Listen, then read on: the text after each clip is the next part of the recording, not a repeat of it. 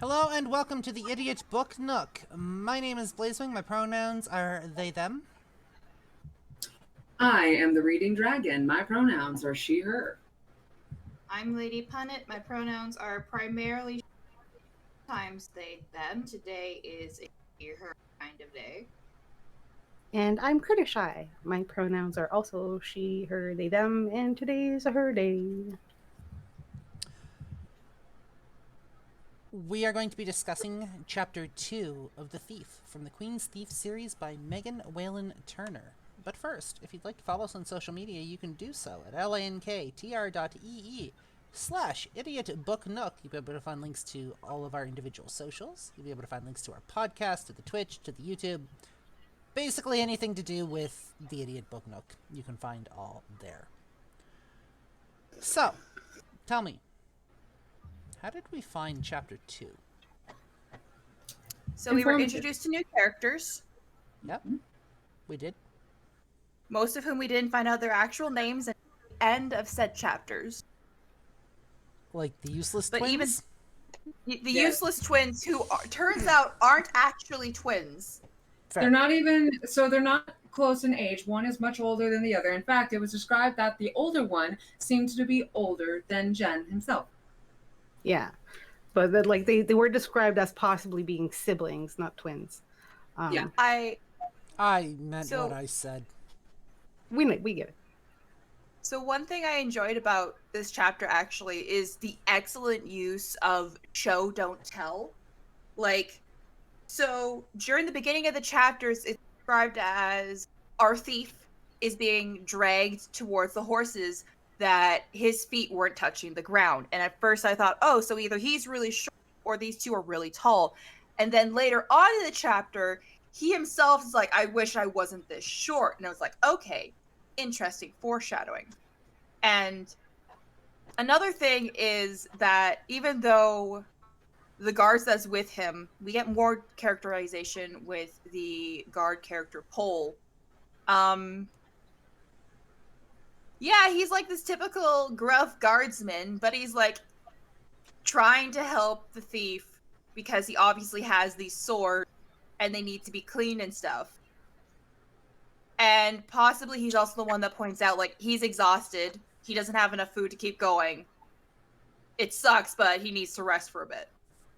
Yeah. Yeah, I think... So it's just the end of my thought is it's a good example of a warden that has to be tough, but is willing to let a few things slide and be a bit more lenient when the time calls. Yeah, it definitely gives that sense of like he's sounds like a career soldier, like done it all, seen it all. He seems very like he's attentive to the little details. I think definitely more so than the other people surrounding them. Yep. Aside from maybe the Magus himself, but the Magus has the attitude of like he's too good to care about the things he notices. I think. If that makes sense. I'm better than you. Yeah, it's like I see that you're in distress, but I don't give a shit. So there's definitely I am liking the introduction to our main character's humor. Mm-hmm. Like it's subtle, it's on the dark side. I love it. But yeah, there's definitely, and the aspect of the author is showing us things as they happen and letting us make our own conclusions instead of like feeding us the exposition. I am not being aggressive, Grim. It's okay. I'm sorry. I startled him and he was like, what's going on? No. For me, I'm liking the bit of realism they put into this chapter. When they sit him, or when they pull him into the inn, like they saw him like falling asleep, and they had somebody actually start to watch him to shake him up.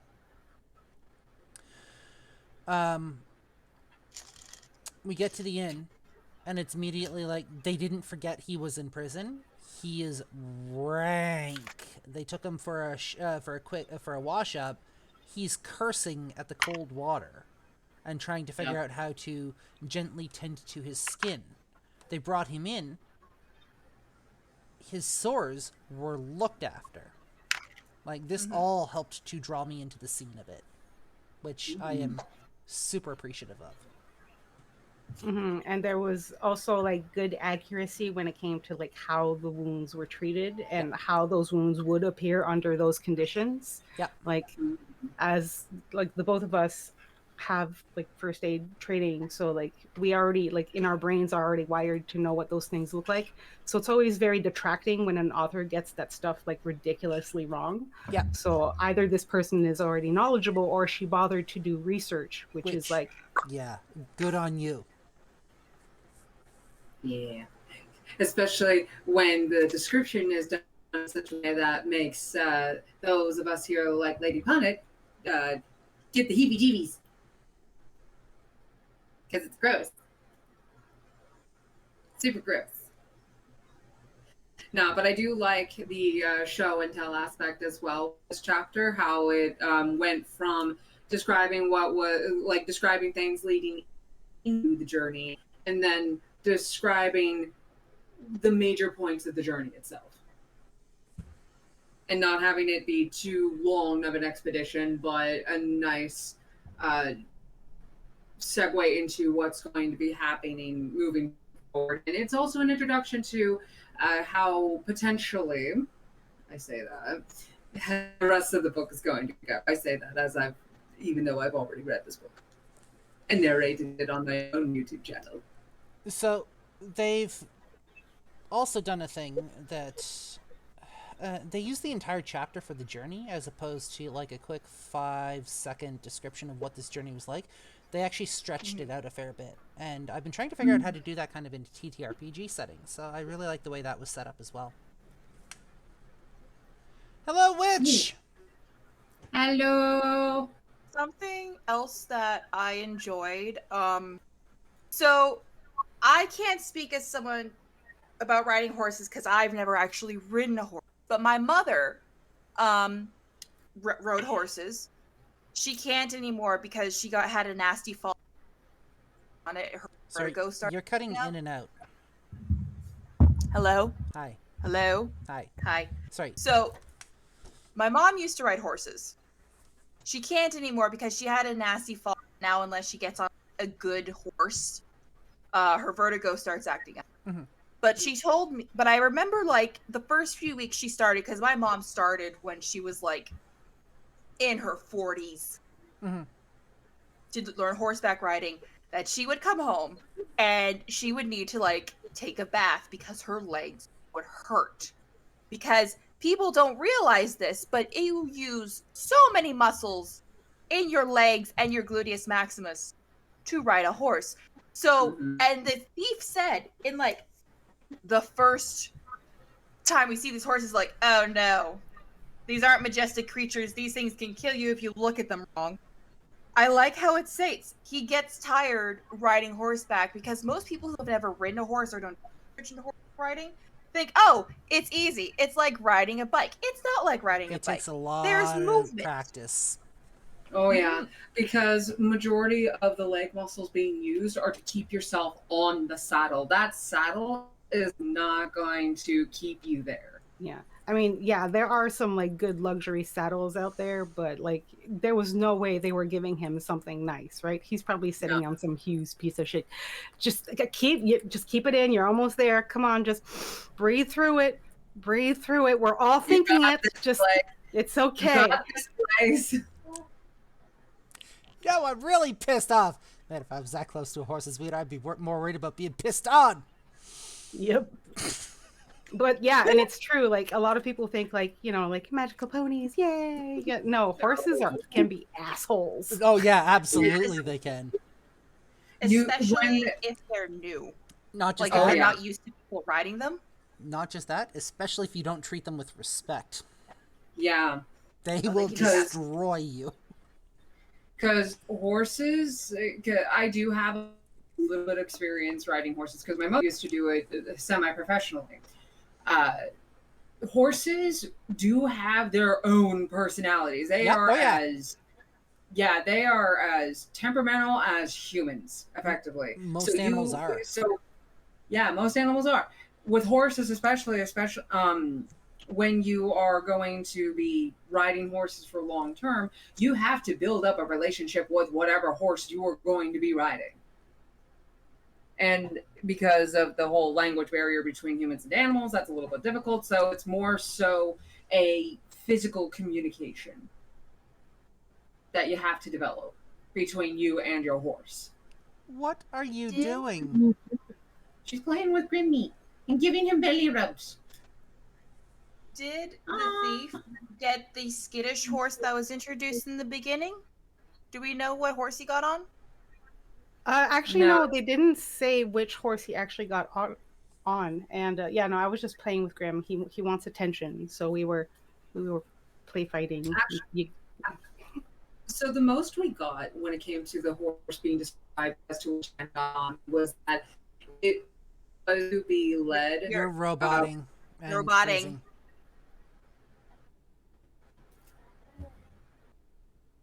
One moment, please. So Dragon has confirmed that she doesn't have AC working in her room, so her computer. Sorry, her computer. What you cut out? Might be starting to get a little bit hot. Fair. Also, with my computer, I have it.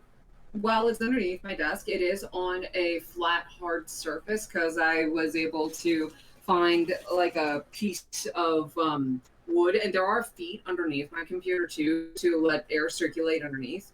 So I just was making sure that it's on a hard surface instead of just directly on carpet. Yeah. Anyways, finish your thought. And so what I was trying to say is, horse relationships. If we figured out what horse he got on or not. Right. The most we got from the description of the horse he got on was that it was able to continue on leading the other horses in the Magus without needing to have the reins held onto. Yeah, it was good at just following the butt in front of it. Yeah. More so likely a pack horse. Yeah. I wonder if that horse is not a mirror, but a foil, I think is the word I'm looking for. A reflection of our main character, but opposite. That horse is extremely good at following instructions, following directions, and doing what it's told to.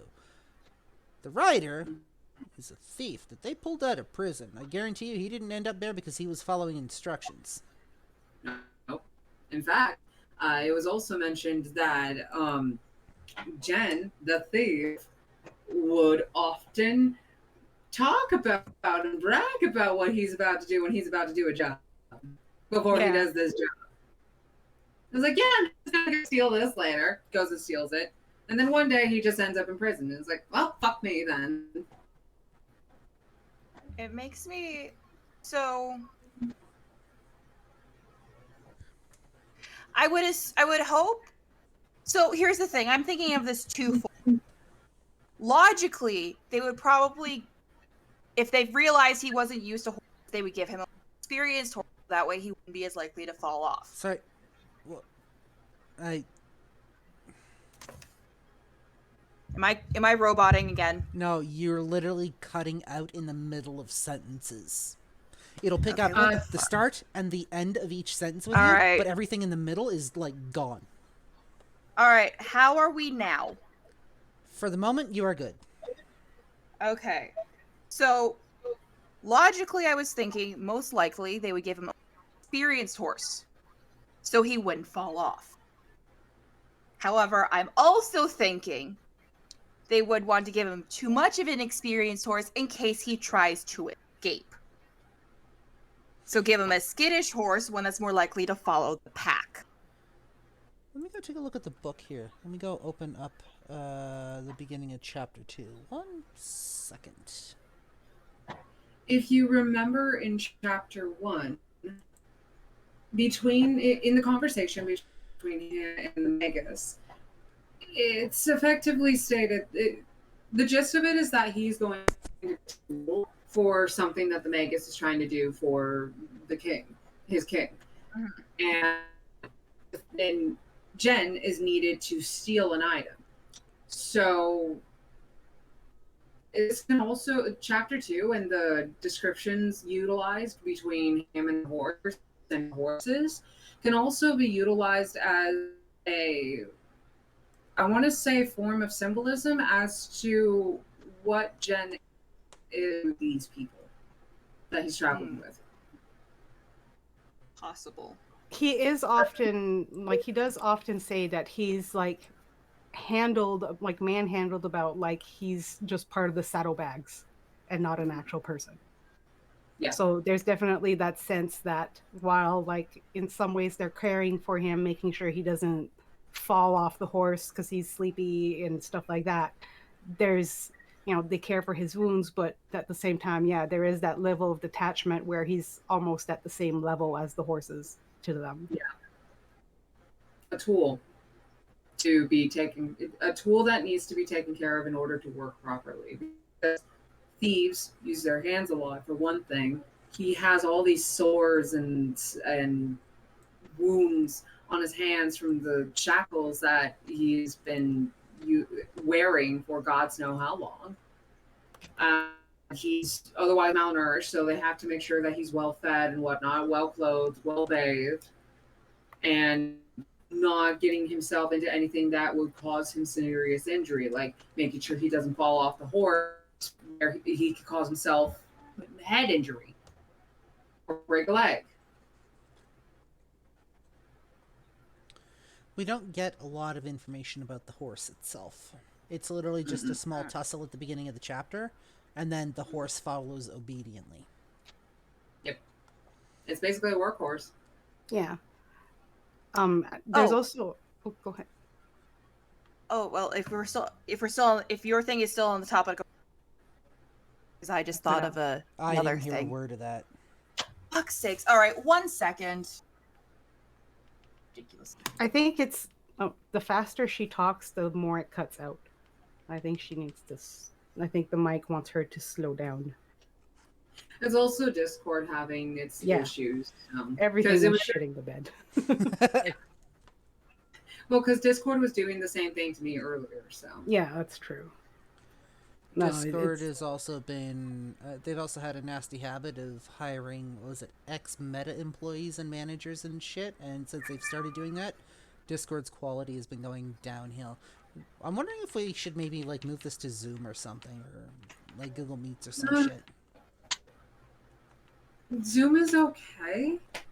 I mean, I think everything has its pitfalls, no matter what we work with, but Fair. It's true that some of these issues are becoming excessive. He's like, can you stop rolling out new shit and fix what you already have, please? Yeah. We had a theory. Okay. It might be What's the theory? It might be that you're talking too fast. No.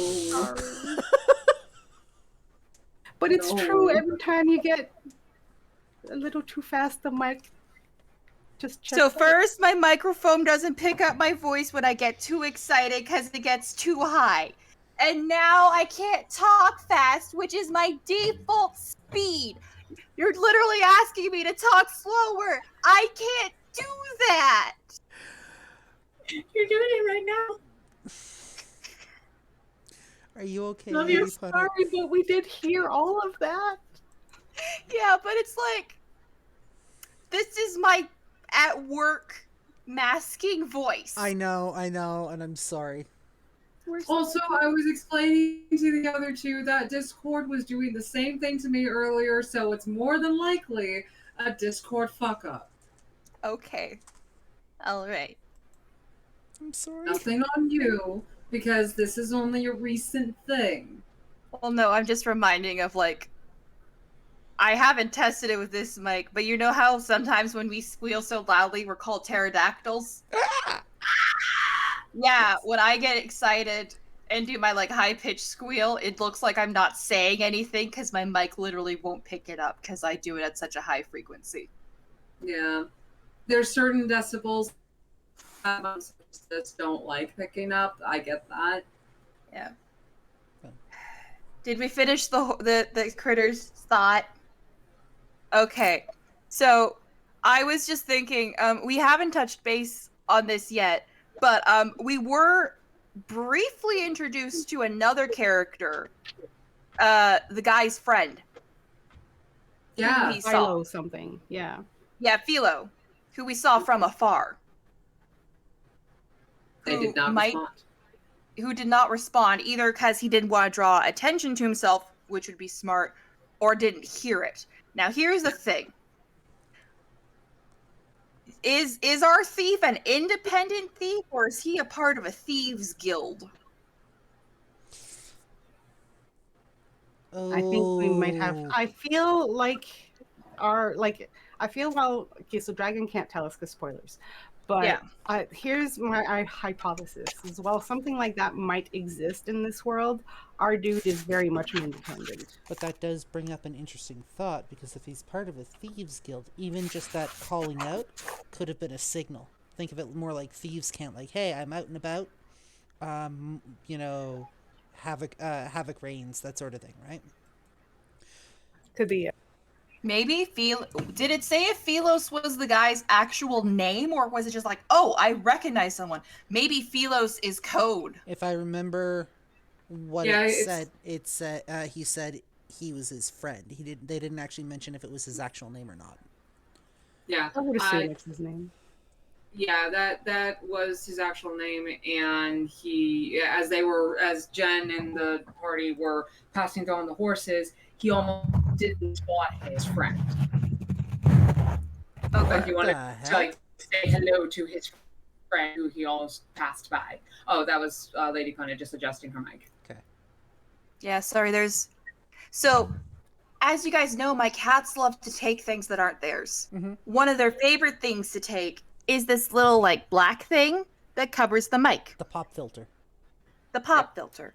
So to stop them from taking my pop filter, I put on a black hair elastic. The downside, since they can't take it off now, they just like to rub against it. So now I have a bunch of little hairs on it. And now I can't stop focusing on it. So we need to find something else that's going to capture my attention. Otherwise, I'm going to start cleaning this thing. I can't help. I got to pee too much tea. But yeah, so from what we've seen so far, though, since we have Sedan and stuff, this seems to be Arthurian type of thing, England magic, Renaissance magic. Well, we don't know if there's magic. We haven't heard anything about magic yet. So this is more so. Actually, hold on, because there is Before you get into that, you want to know what kind of vibes I picked up? Greek. Oh, I could see Greek with the magic. I'm picking up very heavy Greek vibes from this, mixed with maybe medieval English. But if you guys remember the screenshots I shared of one of our listeners, it seems to take place. So this is what one of our listeners actually sent to me a while back. So it seems to take place in a Southern European Mediterranean-inspired setting. The term Megaron comes from ancient Greek epic poetry that was adopted by archaeologists to refer to the royal dwellings from the time those poems were set, the Bronze Age. Agora is a word meaning gathering place where most community events, including buying and selling, occurred. The invasion mentioned could be inspired by theories of the displacement of the natives of the island of Crete by the Mycenaean Greeks, but there seem to be allusions to Christianization with the Basilicas of New God reference. The references to the invaders coming by sea reminds the person that sent me this of the Sea Peoples, who were involved in the collapse of many Bronze Age civilizations. The Hephaestion Mountains seem to be an allusion to Hephaestus, who, as the individual recalls, was said to have his forges in volcanoes from Vulcan, his italic area. Yeah, so the Hephaestion mountain range is exactly why I say I'm picking up very heavy Greek influences, because the first thing my mind jumped to was Hephaestus. Yeah, same. There's a lot of things that give that that feel. I think the fact that like the colors that have been chosen to like create like certain paths and or the Megaron and stuff, the fact that they're using like golden stones and things like that, I'm getting a very like ancient Greece kind of feel here. Mm-hmm. Which is funny because that's not what my mind is envisioning. My mind is envisioning quaint English countryside. Mm-hmm. Medieval But he English said like, countryside. But I know the Greek. I know like the Grecian influences are there, right? well, So, no, but he already like if you look at the trees that were described, citrus, Yeah. orange, Yeah. olive, like Yeah. those are all like Mediterranean trees. But my mind is envisioning like medieval England, whereas I know there's very heavy Mediterranean influences here. And it's also weird because even in that same time period for England and whatnot, England still had all their gloomy weather cold, whereas what's described in the book, hot, sunny, dusty. So, what is it with us and doing books that have very heavy Mediterranean influences? This is now the second book that we've done. The other one was the Bartimaeus trilogy. We need a vacation. You want to know what I want to see? That would be fun. I want to see a high fantasy book set in East India. Ooh, I'm down. And I say this because I work with a lot of East Indian girls who are like from Nepal, East India. I do not get those two mixed up. You will get the stink eye and explain what the differences are. Oh, I made that mistake once, never again. But they have such beautiful history, beautiful colors. It's just, you know what? I could probably, you know what? That's what I'm going to do. Tomorrow when I'm at work, I'm going to ask them if they have any books they can recommend that have an English translation of like some high fantasy East Indian books. I'm sure there has to be. I mean, look at what like Bollywood pumps up. Yeah. There has to be. Yeah, but there's a difference between them having the book and there being like an English translation. Yeah, that's what the internet is for. I'm sure somebody somewhere made a PDF. Yeah, the closest I think of from something that I grew up with would be The Secret Garden, but that's it. It's still heavily English, so I would definitely ask. I'm gonna ask like one of my good friends. Hold on, I want to know.